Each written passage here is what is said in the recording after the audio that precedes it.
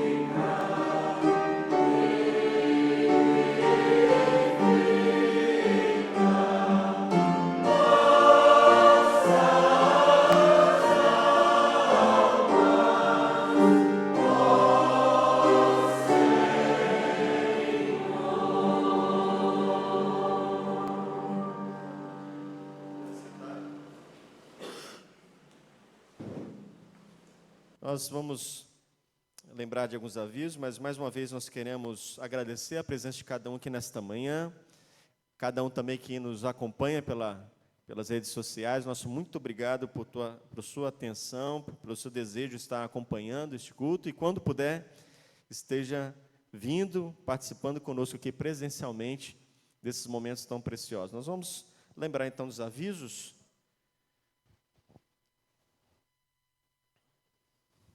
Vamos lembrar, então, que logo após o culto teremos, então, a venda aí do Cremosito, né?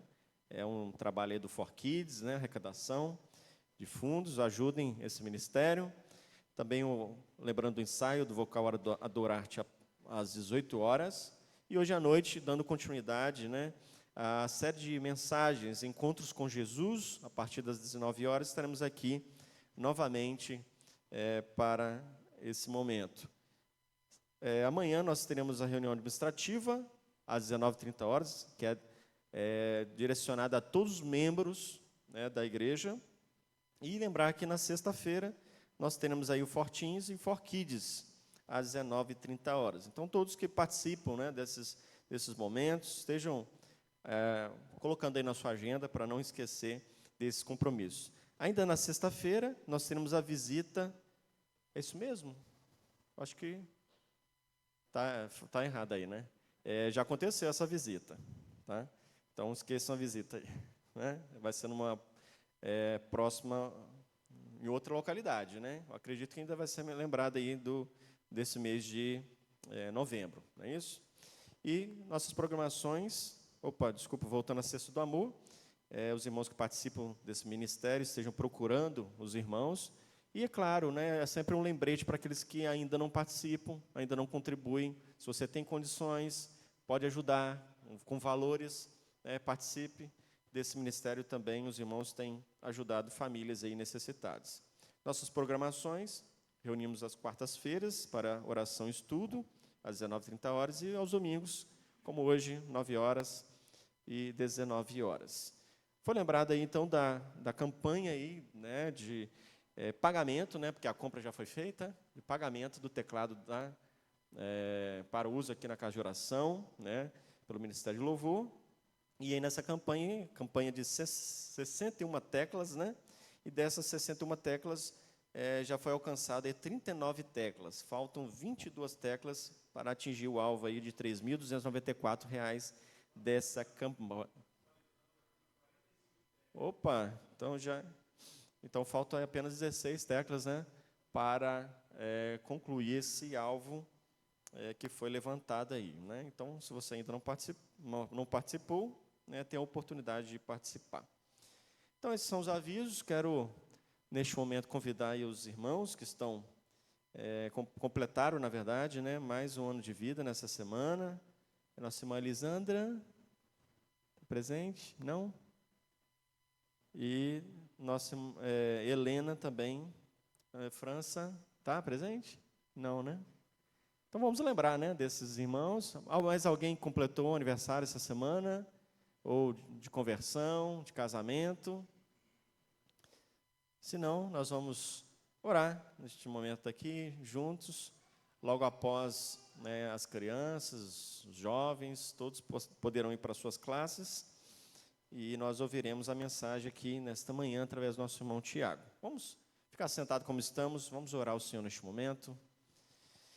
Senhor nosso Deus, bendito Pai, nós louvamos o Teu nome, mais uma vez, nesta manhã, reconhecendo a dignidade do Senhor, reconhecendo que somente o Senhor deve ser adorado, deve ser glorificado por suas criaturas e agora Teus filhos, que foram alcançados pela obra redentora do Senhor Jesus. Te louvamos por todo esse tempo que aqui passamos e pedimos ao Senhor que o Senhor continue conosco, nos abençoando com a Tua palavra que haveremos de ouvir nesta manhã. Que mais uma vez ela fale aos nossos corações, que possamos crescer no aprendizado e também na prática daquilo que o Senhor tem nos ensinado. Abençoe o Teu servo, que ele seja um instrumento em Tuas mãos para a transmissão da Tua palavra aqui, e não somente ele aqui, mas também todos os demais professores estarão ministrando nas classes, que seja um instrumento de bênção em Tuas mãos para a vida de cada um que estará participando desses momentos. E pedimos ao Senhor pela vida desses irmãos, desses que têm completado mais um ano de vida nessa semana, que o Senhor esteja com cada um deles, suprindo, Senhor, as suas necessidades e dando a eles a graça de vencer a cada dia, nesse mundo tão difícil, tão complexo, e que o Senhor esteja fortalecendo os seus corações, a sua fé em Cristo Jesus. Nós oramos agradecidos por tudo, pedimos as Tuas bênçãos, Senhor, porque oramos confiados no nome do Senhor Jesus. Amém. As crianças os professores estão em liberdade. Convido o nosso irmão Tiago, então, para assumir aqui o púlpito, e assim daremos continuidade a esses momentos aqui de estudo juntos na palavra do Senhor.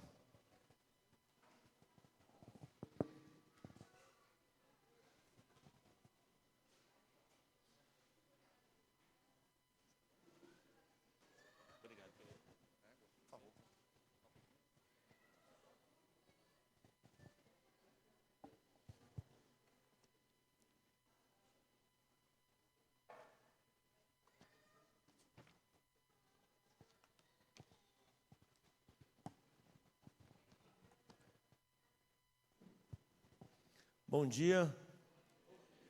Se vocês quiserem chegar aqui mais para frente, não tem problema não. Tomei banho hoje, passei desodorante. Queridos, vamos dar continuidade então a esta revista, né? Marcas de uma igreja saudável. As primeiras lições, as duas primeiras lições foi para nos dar um pequeno panorama a respeito daquilo que tem por intenção de trazer, que de fato são as marcas desta igreja saudável. E aí sim, a partir da lição número 3, começamos a falar diretamente quais são estas marcas. Obrigado. Quais são essas marcas e quais são as características dessas marcas, quais são as ações dessas marcas que vão trazer na nossa vida ações que vão realmente comprovar que a igreja, que somos nós, estamos vivendo, né, na prática destas situações. A primeira marca, eu vou ajudar vocês. A primeira marca foi sobre a pregação expositiva. A segunda marca, a teologia bíblica. A terceira, o evangelho. A quarta marca, a conversão. E a nossa lição de hoje, que é a quinta marca, sobre a evangelização. Então, hoje nós vamos falar sobre a lição de número 7. Você que tem a sua revista aí, você pode acompanhar. Mas antes da gente entrar mesmo na lição, eu queria tentar tirar aqui uma estatística rápida, né? Eu gosto muito de números, estatística. E números, às vezes, eles são frios, mas às vezes eles também nos chamam a atenção para algumas coisas, não é? Queria fazer a primeira pergunta, e você pode simplesmente levantar a sua mão. E essa pergunta, é óbvio, acredito que todos aqui, são sobre a nossa conversão, não é? Quem aqui, e aí eu vou fazer a primeira pergunta, que é a pergunta que eu me enquadro, nasceu num lar cristão, mas em um determinado momento da sua vida, você compreendeu o evangelho e aceitou Jesus como Salvador? Opa, ok. Quem aqui não nasceu num lar evangélico e depois de já, né, crescido, conheceu a Jesus como Salvador, porque morava próximo a uma igreja, começou a frequentar por iniciativa de alguém, né, foi convidado aí, e nesse momento aceitou a Jesus como Salvador? Ok. E a última pergunta, quem aqui ouviu o evangelho pela primeira vez, ou teve uma primeira oportunidade, seja ela por uma mensagem de rádio, de televisão, ou até mesmo entrando dentro de uma igreja cristã, pela primeira vez, ao ter contato com o evangelho, aceitou a Jesus como Salvador?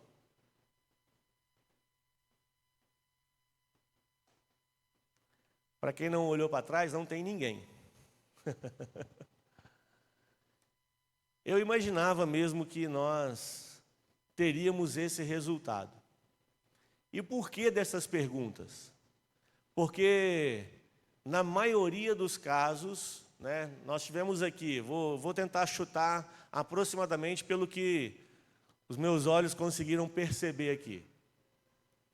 Dessas 3 perguntas, 65% das pessoas aceitaram o evangelho, aceitaram a Cristo como Salvador, porque nasceram num lar cristão ou tiveram alguma influência do familiar, e aí, por consequência, ele creu no evangelho.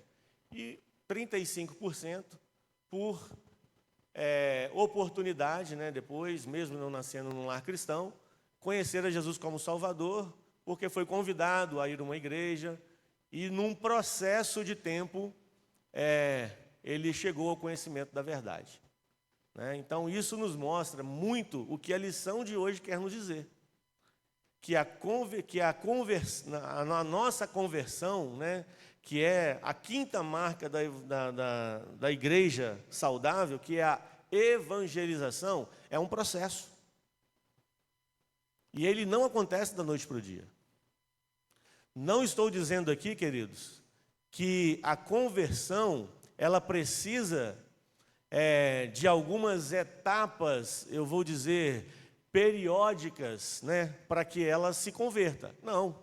Nós podemos hoje ligar para uma pessoa que é muito amigo nosso, que talvez ele nunca tenha tido a oportunidade de entrar numa igreja cristã, talvez ele nunca tenha tido a oportunidade de ouvir uma mensagem evangelística e nesta noite aqui ele se converter. Você crê nisso? Pode. Mas são pouquíssimos os casos em que nós vamos ver isso acontecer. E isso, eu vou dizer mais uma vez, reforça ainda mais que a quinta marca que nós estamos estudando nesta manhã, que é sobre a marca do evangelismo, é um processo que você e eu, como cristãos, como já conhecedores da verdade, precisamos trabalhar primeiro em nós, para que as pessoas possam ser trabalhadas e que elas possam ser alcançadas pelo Evangelho. Vamos ler o texto base da nossa lição? Mateus capítulo 28. Pode abrir aí a sua Bíblia.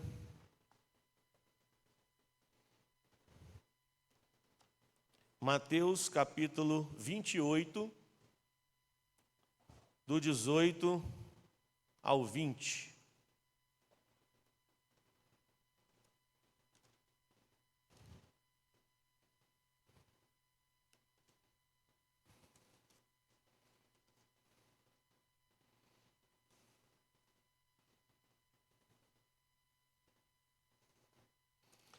Diz assim a palavra de Deus: Jesus, aproximando-se, falou-lhes, dizendo: toda autoridade me foi dada no céu e na terra.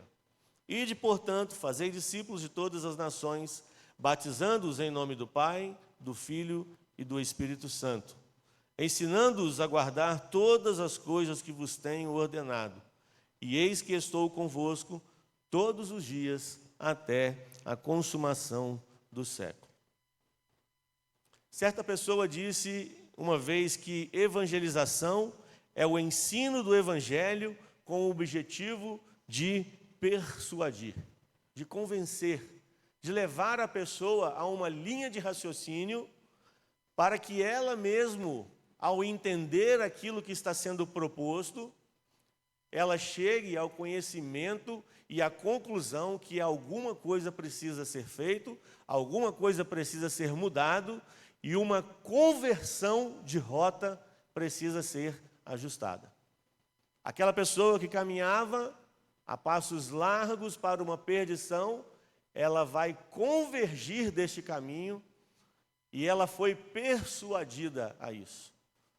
A persuasão, muitas das vezes, soa para nós como uma questão talvez impositiva, talvez como uma questão obrigatória, como uma questão que a pessoa não tem por onde sair a não ser tomar essa decisão. Em alguns casos até poderíamos dizer que sim, mas a persuasão é o convencimento, não por uma obrigatoriedade, por uma imposição, mas a persuasão, ela nos leva a entender de fato, a compreender aquilo que está sendo proposto e a pessoa por si, ao se analisar, ao entender, ao colocar o seu intelecto em funcionamento, ela chega ao convencimento da verdade. E esta verdade, é óbvio que nós estamos falando do Evangelho de Cristo. E não há como falar sobre evangelismo se não pregarmos a Cristo como Salvador. Poderíamos dizer também, como o Jabismar disse aqui na ceia, como a comissão que foi dada aos discípulos: ide por todo o mundo, pregai o Evangelho a toda criatura, batizando-os em nome do Pai, do Filho e do Espírito Santo.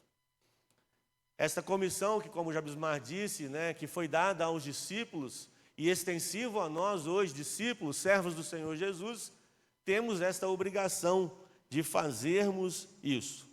Uma comissão é uma ordem.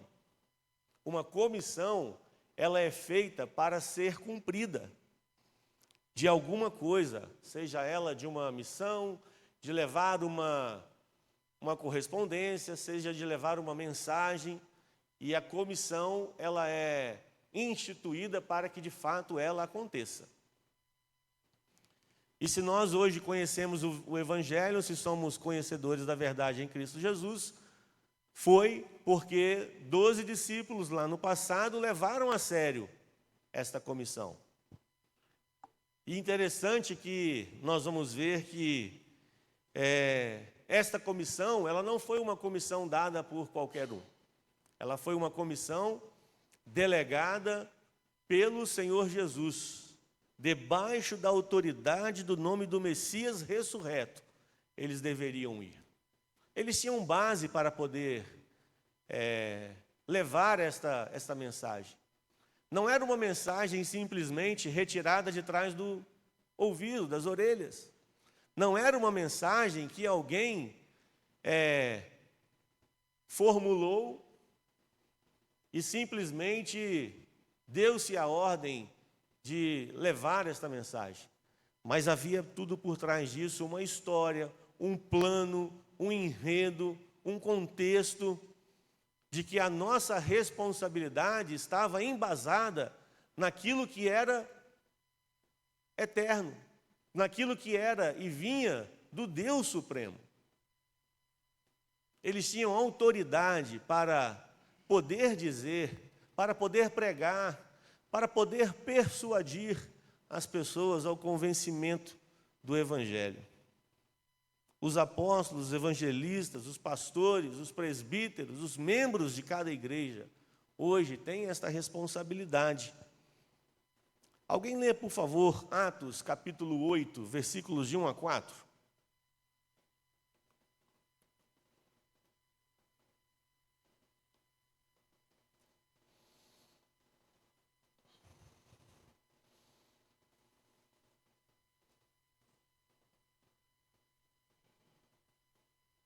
Atos, capítulo 8, de versículo 1 ao 4.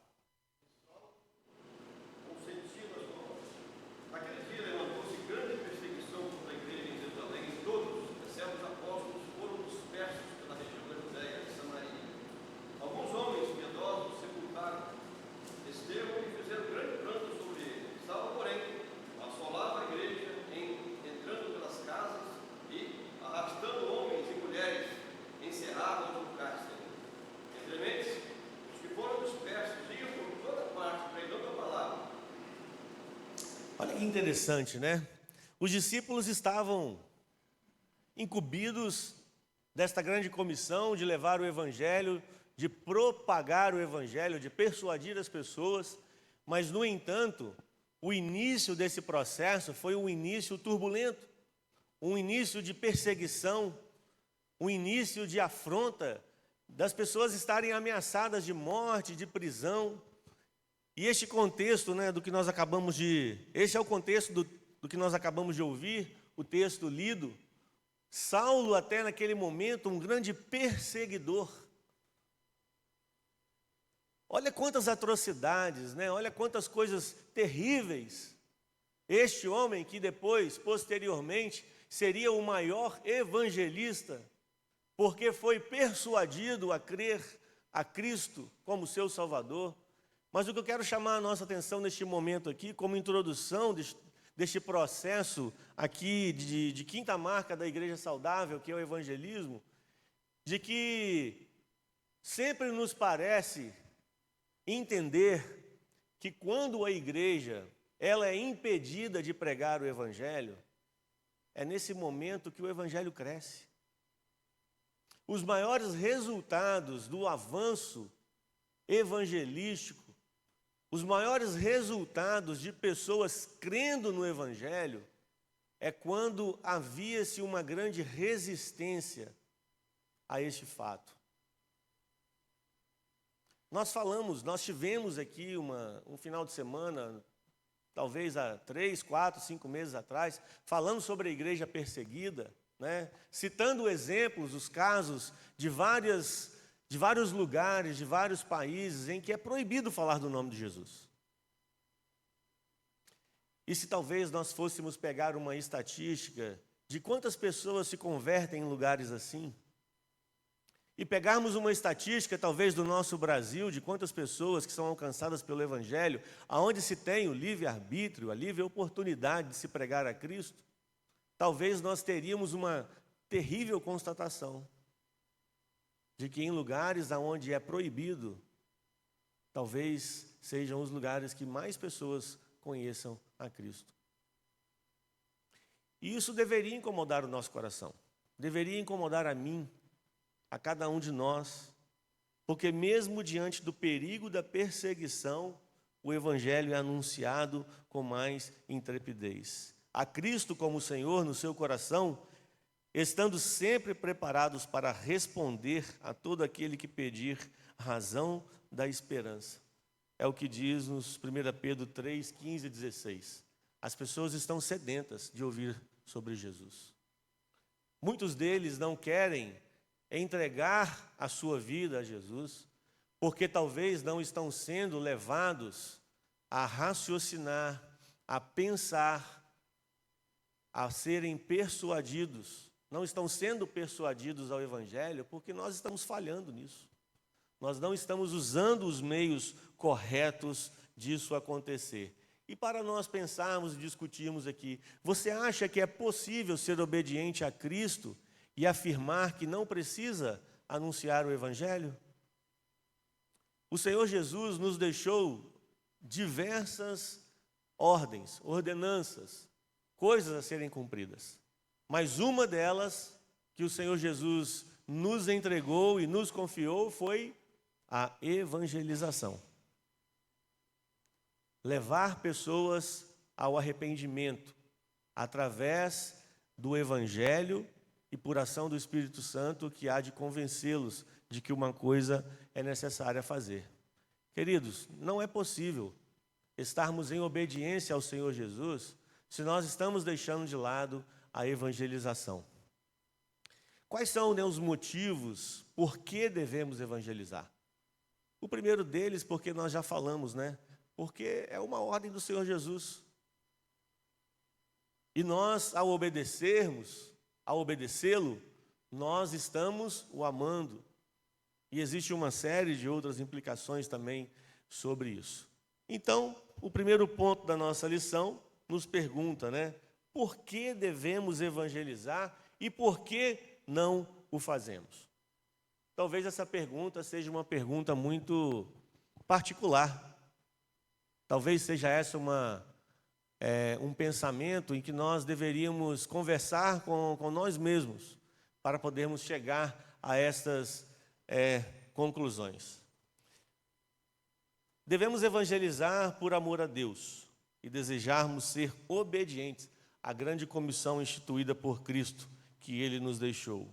E o nome de Deus seja santificado neste mundo por ação da nossa evangelização.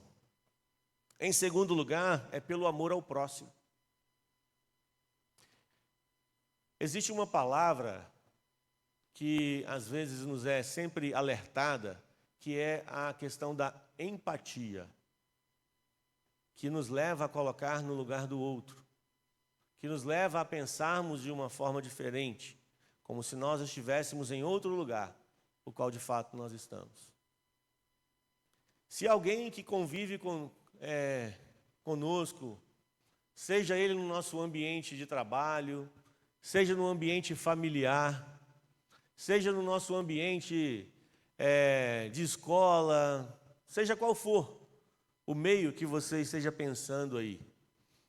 E esta pessoa talvez é uma pessoa próxima de nós há tantos anos, 5, 10, 15, 20 anos. E esta pessoa nunca ouviu de nós sobre o Evangelho, do risco eminente que ela corre, que se ela partir dessa vida sem Jesus. E se essa pessoa tivesse a oportunidade, depois de cessado a ela a oportunidade de crer no Evangelho, seja pela morte ou seja pela volta do Senhor Jesus, quais seriam as palavras dela para nós, que já aceitamos, que já fomos convertidos, que já fomos persuadidos, que fomos batizados, fomos membros de uma igreja? Qual seria esta palavra desta pessoa para nós? Será que de fato estamos realmente amando essas pessoas? Isso implica, queridos, numa série de coisas, e nós vamos ver algumas delas aqui, que nós usamos como justificativas, ou como obstáculos, empecilhos, de falar do amor de Jesus para elas. Interessante que isso nos mostra o quanto nós somos omissos, o quanto nós somos falhos nesta questão do Evangelho. E aqui a revista nos traz alguns pontos que são as desculpas que nós geralmente trazemos para não falar do Evangelho. A primeira delas: se eu falar do Evangelho para essa pessoa, eu vou causar problemas. Eu vou perder o amigo. Eu vou perder o funcionário. Então, mediante a estas circunstâncias, eu prefiro não falar para evitar problemas. Quem nunca passou por isso? Quem nunca pensou nisso? Talvez pelo seu relacionamento, ou por saber de algumas características que essas pessoas têm, nós usamos isso como uma das maiores desculpas. Causaremos algum problema ou descontentamento. Preservar a nossa reputação à custa do destino eterno daqueles que achamos que amamos. Quando eu li essa descrição aqui, eu confesso que eu fiquei extremamente envergonhado. Preservar a nossa reputação à custa do destino eterno do nosso próximo. Eu achei isso pesado demais. Não pesado porque não deveria ter sido colocado dessa forma, mas pesado porque pesou sobre mim uma reflexão que talvez eu não tinha me atentado para ela. Eu prefiro ficar bem, eu prefiro ficar numa condição de não incomodar, de não achar que eu vou trazer problema à custa de um destino eterno, à perdição dessa pessoa. Todos nós temos, e talvez neste momento você está pensando em pessoas assim, que não conhecem o Evangelho e que nunca ouviu de nós que Jesus é o Salvador deste mundo. Esses dias eu estava conversando com uma pessoa sobre essa questão de evangelismo, de anunciar o Evangelho, e ele me falou que esta pessoa, que ele e algumas pessoas mais próximas estavam evangelizando, era uma vizinha que tem uma vida de boa reputação, de excelente caráter. Ao longo de tantos anos que ele a conhece como vizinha ali da sua residência, nunca a viu envolvido em escândalos, em problemas. Mas como o Senhor Jesus disse aquela vez, mas te falta uma coisa. Assim era a vida dessa mulher. Faltava a ela, de fato, se entregar a Cristo. Ela não era uma pessoa convertida.